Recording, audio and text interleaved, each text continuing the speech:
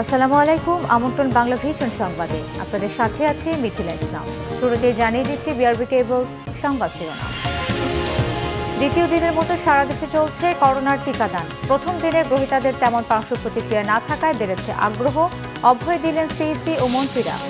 40 ঊর্ধ্ব সবাই করোনার টিকা নিতে নিবন্ধন করতে পারবেন। মন্ত্রিসভার বৈঠকে প্রধানমন্ত্রীর নির্দেশনা, টিকা নেওয়ার পরেও স্বাস্থ্যবিধি মেনে চলার আহ্বান। তথ্য প্রমাণ দিয়ে আল জাজিরার প্রতিবেদন ভুল প্রমাণ করার আহ্বান বিএনপির। বাধাহীনভাবে বিদেশিদের তাবেদারি করতে খালেদা জিয়াকে বন্দী রাখার অভিযোগ। যাত্রাবাড়ির একটি হাসপাতালে নবজাতককে ফেলে পালিয়েছে মা বাবা। নানা উপায় খোঁজ খবর করেও 13 দিন ধরে হদিস নেই তাদের।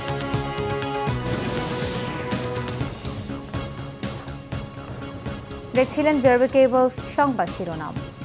এবারে বিস্তারিত। দ্বিতীয় দিনের মতো সারা দেশে চলছে করোনার টিকা দেওয়ার কার্যক্রম। সকাল থেকেই মন্ত্রী, প্রতিমন্ত্রী, প্রধান নির্বাচন কমিশনার সহ সাধারণ মানুষ বিভিন্ন হাসপাতালে গিয়ে টিকা নিচ্ছেন। টিকা দেওয়ার পর এখন পর্যন্ত তেমন কোনো পার্শ্ব প্রতিক্রিয়া না থাকায় অন্যদের উদ্বুদ্ধ করেছেন তারা। সকাল 9টা থেকেই করোনার টিকা দেওয়া শুরু হয় রাজধানীর নির্ধারিত হাসপাতালগুলোতে। আগে থেকেই যারা রেজিস্ট্রেশন করেছিলেন শুধু তারাই ডাক পেয়েছেন টিকা গ্রহণের। খুব ইজিলি ওনারাও খুব ভালোভাবে দিচ্ছেন, ভীষণ রকম কোঅপারেট তারা, ডাক্তাররাও যারা দিচ্ছেন, সিস্টাররা, তারা খুবই ভালোভাবে দিচ্ছে। রেজিস্ট্রেশন করছিলাম 1 তারিখে, কিন্তু কোনো ডেট পাই নাই। এই জন্য আজকে ইচ্ছা করে আসলাম যে দেখি, কেন্দ্রে যা দেখি। তো কেন্দ্রে আসলাম, এখন অলরেডি পেয়ে গেলাম। যারা নেতিবাচক ধারণার চিন্তা করে তারা এখনো টিকা দেয় নাই। আমি টিকা দিয়েছি, আমার কাছে ভালো লাগতেছে। আমি মনে করি যারা এখনো নেয় নাই তারা নিয়েছে।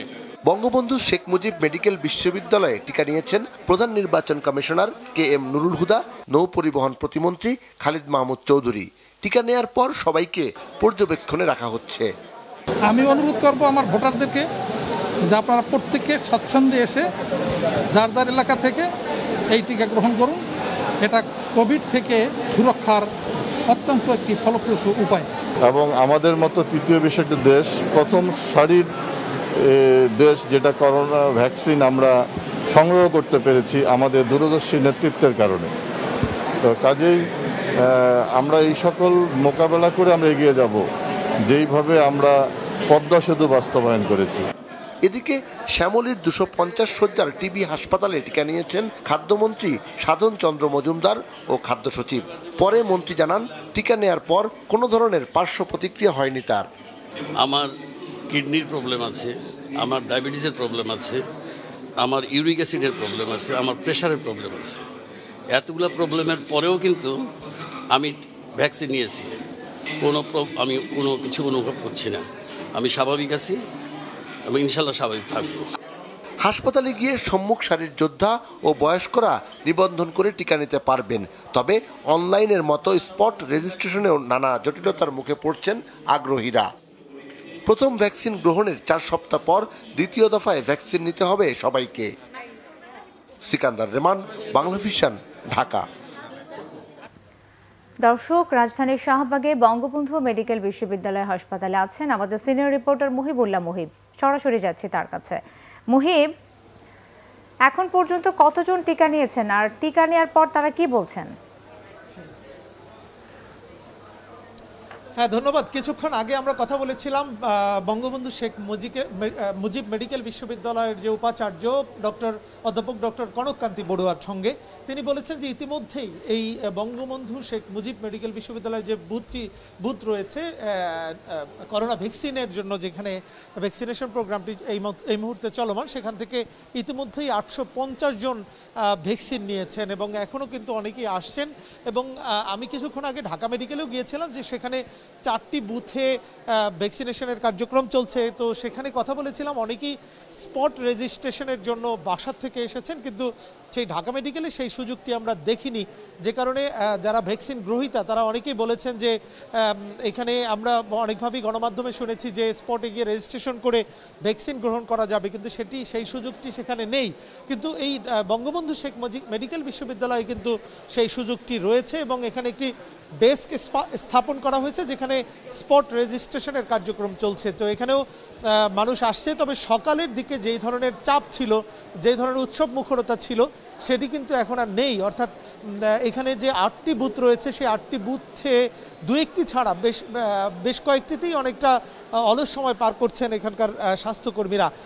এবং এখানে আমার পেছনে যে বুথটি দেখতে পাচ্ছেন, সেটি কিন্তু ভিআইপিদের জন্য এই বুথটি তৈরি করা হয়েছে। এবং এখানে ইতিমধ্যেই কিন্তু প্রধান নির্বাচন কমিশনার এবং নৌ পরিবহন প্রতিমন্ত্রী সহ বেশ কয়েকজন ভিআইপি এখানে কিন্তু ভ্যাকসিন গ্রহণ করেছেন।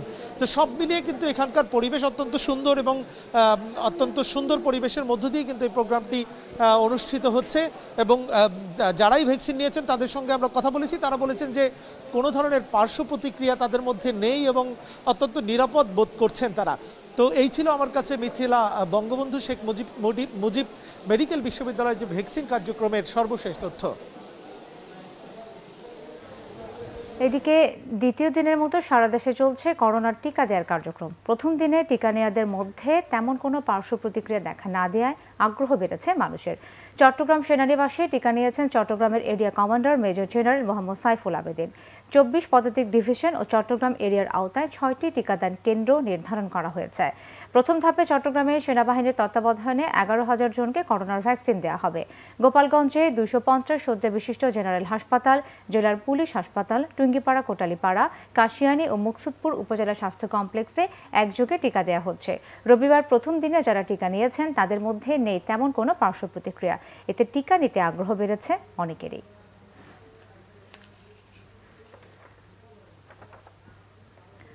প্রধানমন্ত্রী শেখ হাসিনা বলেছেন, এখন থেকে 40 বছরেরও বেশি ব্যক্তিরাও টিকা পাবেন। এ ব্যাপারে প্রয়োজনীয় নির্দেশনা দেওয়া হয়েছে বলে জানান শেখ হাসিনা। মন্ত্রিসভার বৈঠকে এই নির্দেশনা দেন প্রধানমন্ত্রী শেখ হাসিনা। তিনি বলেন, টিকা নেওয়ার পরও সবাইকে স্বাস্থ্যবিধি মেনে চলতে হবে, আর প্রথম ডোজের 1 থেকে 1.5 মাসের মধ্যে দ্বিতীয় ডোজ নিতে হবে বলেও জানান তিনি। প্রধানমন্ত্রী বলেন, সারা দেশের পরিচ্ছন্নতা কর্মীদের দ্রুত টিকার আওতায় আনা দরকার। পাশাপাশি স্বাস্থ্যকর্মী, আইনশৃঙ্খলা বাহিনীর সদস্যদের আগে ভ্যাকসিন দেওয়ার কথাও বলেন তিনি। দলীয় নেতাকর্মীরা করোনার সময় অনেক কাজ করছে উল্লেখ করে শেখ হাসিনা তাদেরকে দ্রুত রেজিস্ট্রেশন করারও তাগিদ দেন। হাত ধোয়া এটা অব্যাহত রাখতে হবে, মানে টিকা যারা নিয়েছে তাদেরকেও এটা মনে করলে হবে না যে আমি টিকা নিচ্ছি আর কি আমি একদম সেফ বাস আর আমার কিছু করতে হবে, সেটা সাবধানে থাকতে হবে। 15 দিনেই নিতে হবে তা না, 1 মাস, 2 মাস বা 3 মাস পর্যন্ত এটার এফেক্ট থাকে, সেকেন্ড ডোজ নেওয়া যায়। তবে আমরা চাচ্ছি একটু আর্লি মানে সেকেন্ড ডোজটা দিয়ে দেওয়া, হয়তো আমি বলছি 1.5 মাসের মধ্যে, 1 মাস থেকে 1.5 মাসের মধ্যে সেকেন্ড ডোজ দিয়ে এগুলি তাড়াতাড়ি শেষ করা। কারণ আবার ভ্যাকসিন যেটা তার ডেট এক্সপায়ার না হয় সেটাও দেখতে হবে। বেগম খালেদা জিয়া মুক্ত থাকলে সরকার বিদেশিদের তাবেদারি করতে পারবে না জেনেই তাকে এখনো মুক্তি দিচ্ছে না, অভিযোগ বিএনপি নেতাদের। অন্যায়ভাবে তাকে বন্দী করে রাখা হয়েছে। অবিলম্বে বেগম খালেদা জিয়ার মুক্তির দাবিও জানান তারা। তথ্য প্রমাণ দিয়ে আল জাজিরার প্রতিবেদন ভুল প্রমাণ করতে সরকারের প্রতি আহ্বানও জানান বিএনপি নেতারা। দলের চেয়ারপারসন বেগম খালেদা জিয়ার কারাবন্দিত্বের 3 বছর উপলক্ষে জাতীয় প্রেস ক্লাবের সামনে প্রতিবাদ সমাবেশ করে বিএনপি। সকাল থেকেই রাজধানীর বিভিন্ন এলাকা থেকে বিএনপি ও অঙ্গ সংগঠনের নেতাকর্মীরা সমাবেশে যোগ দেয়। এতে নেতারা অভিযোগ করেন, মিথ্যা মামলায় খালেদা জিয়াকে অন্যায়ভাবে সাজা দেওয়া হয়েছে। 3 বছর ধরে তাকে আটক রাখা হয়েছে মুক্তির নামে, পরে করা হয়েছে গৃহবন্দী। দেশটি বেগম খালেদা জিয়া আজকে কারাগারে রয়েছে, তিনি অসুস্থ, জামিন দেওয়া হচ্ছে না। করোনার কারণে তাকে বাড়িতে রেখেছে, হসপিটালে রাখলে সে চিকিৎসা না দিতে পেরে যদি কোনো দুর্ঘটনা ঘটে খালেদা জিয়াকে মুক্তি দেয় না। সে কারণে এত বড় একটি দল, এই দলের হাজারো নেতা কর্মী, কি কারণে খালেদা জিয়া বন্দী থাকবেন? আর আমরা এই দলকে মুক্ত কণ্ঠে শুধু খালেদা জিয়ার জন্য আকুতি জানাবো, মুক্তির জন্য কিছু করবো না। যতদিন আমাদের নেত্রীকে জেলে রেখেছেন, প্রতিটি বছর, প্রতিটা মাস প্রতিটা সপ্তাহ, প্রতিটা দিন, প্রতিটা ঘন্টা, প্রতিটা সেকেন্ডের হিসাব আমাদেরকে আপনাদের দিতে হবে যদি আপনারা বাংলাদেশে রাজনীতি করতে চান। নেতারা অভিযোগ করেন, সরকারের দুর্নীতি দুঃশাসনের খবর এখন চারদিকে ছড়িয়ে পড়েছে। তারা কথা বলেন আল জাজিরার তথ্যচিত্র নিয়েও। আমরা বলতে চাই এই সরকারকে, আপনারা দয়া করে প্রমাণ করুন আল জাজিরায় যা কিছু আসছে সব মিথ্যা। আমরা আপনাদের সমর্থন দেব, আমরা আপনাদের সমর্থন দেব, আমরা আপনাদের সাহায্য করব। প্রমাণ করেন যে যা কিছু বলে সব মিথ্যা। শুধু মুখে টাকা বলে আর আছেন, মামলা করতে পারলে মামলা করে দেখান, ঠিক আছে, কিন্তু এই কথা আমরা শুনতে চাই না স্বাধীনতার সুবর্ণ জয়ন্তীতে যে বাংলাদেশ একটি মাফিয়া রাষ্ট্র। নেতারা বলেন, বেগম খালেদা জিয়ার মুক্তি হলে গণতন্ত্রেরও মুক্তি হবে। তাই বেগম খালেদা জিয়া ও গণতন্ত্রের মুক্তির জন্য সবাইকে ঐক্যবদ্ধ হওয়ার আহ্বান জানান বিএনপি নেতারা। জাহাঙ্গীর আকন্দ, বাংলা ভিশন, ঢাকা। এদিকে দলীয় চেয়ারপারসন বেগম খালেদা জিয়ার কারাবন্দিত্বের ৩ বছর উপলক্ষে দেশের বিভিন্ন জায়গায় পুলিশের বাধার মুখে বিক্ষোভ মিছিল ও প্রতিবাদ সমাবেশ করেছে বিএনপি। টাঙ্গাইলে জেলা বিএনপি শহরের শহীদ জগলু রোড থেকে বিক্ষোভ মিছিল বের করলে পুলিশ বাধা দেয়। পরে সেখানে সংক্ষিপ্ত সমাবেশ করে তারা। ব্রাহ্মণবাড়িয়া জেলা বিএনপি শহরের কলেজপাড়া থেকে বিক্ষোভ মিছিল নিয়ে করলে পুলিশ বাধা দেয়। পরে পুলিশি ব্যারিকেডের মধ্যেই তারা প্রতিবাদ সভা করে। এ সময় বক্তারা দেশে গণতন্ত্র ফিরিয়ে আনতে সবাইকে সাথে নিয়ে বৃহত্তর আন্দোলনের হুঁশিয়ারি দেন। খাগড়াছড়িতে শহরের মিল্লা চত্বর থেকে একটি বিক্ষোভ মিছিল নিয়ে আদালত সড়কের দিকে যেতে চাইলে পুলিশের বাধার মুখে পড়ে। পরে সেখানে এক বিক্ষোভ সমাবেশে বেগম খালেদা জিয়া নিঃশর্ত মুক্তির দাবি জানান নেতারা। দলীয় সভানেত্রীর মুক্তির দাবিতে নাটোরেও প্রতিবাদ সমাবেশ করেছে জেলা বিএনপি।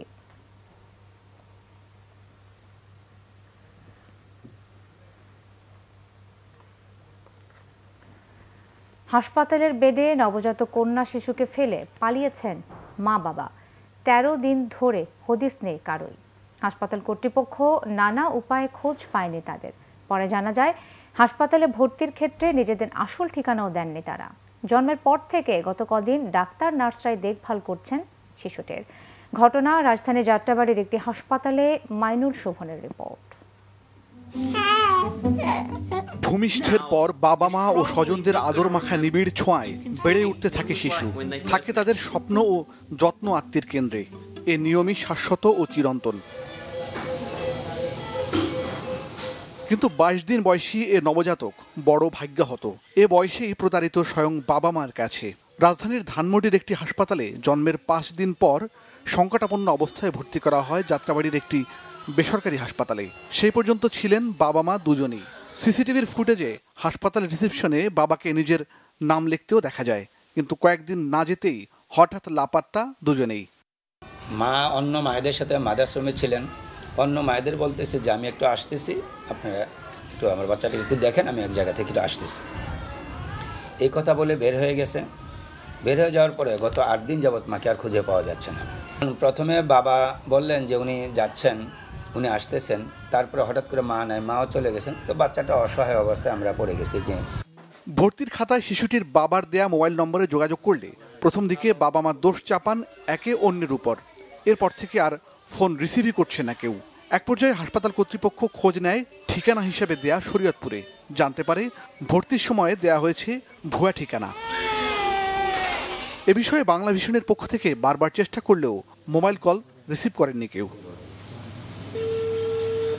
শিশুটিকে পর্যায়ক্রমে সেবা দিয়ে আসছেন হাসপাতালটির ডাক্তার, নার্স সহ অন্যরা। প্রথম দিকে গুরুতর অবস্থা থাকলেও পরিচর্যায় অনেকটাই সেরে উঠেছে নবজাতক। যেহেতু মা নেই আর আর্টিফিশিয়াল খাবার তো ওকে দেওয়া যাবে না, হ্যাঁ, মার বুকে দুধই লাগবে। সেক্ষেত্রে আমরা অন্য মাদের সাথে কথা বলে মাদের দুধ কালেকশন করে তারপর ওকে আর কি খাওয়াচ্ছি। আর্থিক একটা বিষয় থাকতেই পারে, অস্বাভাবিক না। যেহেতু ওনার ধানমন্ডির মতো একটা জায়গায় 5-6 দিন থেকে আসছে, টাকা পয়সা খরচ করে আসছেন, এই ব্যাপারে কোনো সমস্যা থাকলে আমাদের সাথে যোগাযোগ করলে এটা একটা সমস্যার সমাধান হয়ে যেত। কিন্তু এখানে আমি সবচেয়ে বড় জিনিসটা যেটা দেখছি, এটা একটা সামাজিক অবক্ষয়ের একটা লক্ষণ। যে সামাজিক অবক্ষয় যে আমাদের হচ্ছে, আমাদের যে পিতৃত্বে মাতৃত্বে যে মমতা যে ভুলে যাচ্ছে, এটা তার একটা লক্ষণ। বাবা মা শিশুটিকে বুঝে নেবেন এখনও এই অপেক্ষায় হাসপাতাল কর্তৃপক্ষ। এরপর সরকারের সমাজ কল্যাণ বিভাগে শিশুটিকে হস্তান্তরের কথা ভাবছে তারা। মাইনুল শোভন, বাংলা ভিশন, ঢাকা। সুন্দরবনে বাঘ ও হরিণ শিকারীরা আবারও বেপরোয়া। করোনা পরিস্থিতিতে মাথা চাড়া দিয়ে উঠেছে এরা। এতে উদ্বিগ্ন পরিবেশবিদরা।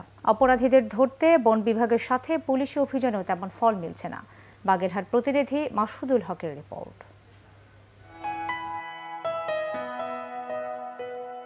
সুন্দরবনের প্রাণীদের মধ্যে অন্যতম আকর্ষণীয় মায়াবী চিত্রা হরিণ। কয়েক বছরে বন বিভাগের বিশেষ নজরদারির সুবাদে সুন্দরবনের হরিণ শিকার অনেকটা কমে যায়, কিন্তু করোনা পরিস্থিতিতে বন রক্ষাকারীদের টহল কিছুটা ঝিমিয়ে পড়ার সুযোগে হরিণ নিধন করছে একটি চক্র। জেলেদের ছদ্মবেশে বনে ফাঁদ পেতে ও গুলি করে বাঘ ও হরিণ শিকার করছে তারা। এদের বিরুদ্ধে কঠোর ব্যবস্থা চান এলাকাবাসী। অনেকগুলো হরিণ একসাথে আসে তো খুব সুন্দর করে ডাকে, তো যারা এগুলা খারাপ কাজ করতেছে তাদের আমরা বিচার চাই। যারা এই কাজ করে যাবজ্জীবন দেওয়া উচিত, না ফাঁসি দেওয়া উচিত। হরিণ ও বাঘ শিকারের ঘটনায় উদ্বিগ্ন পরিবেশবিদরা। সুন্দরবনের জীববৈচিত্র্য রক্ষায় আরও কঠোর পদক্ষেপ চান তারা। একটি অসাধু চক্র গডফাদারদের ছত্রছায়ায় বন্যপ্রাণী নিধনে মেতে উঠেছে।